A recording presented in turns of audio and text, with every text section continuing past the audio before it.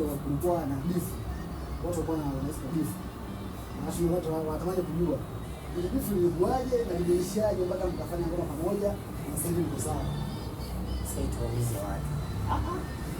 Watu si ndio wanaona sisi tuna beef. Sasa hilo swali ndio kuuliza watu. Ila ni kujibu tu kwa ufupi. Hivyo vitu ni waga vinaongeleka sana, lakini mimi sina beef. Hili ni tuko sawa, tuna katika namna ya kuelekeza watu kama sisi ni tuko sawa, na ndio maana tuliamua kuwajibu kupitia wimbo.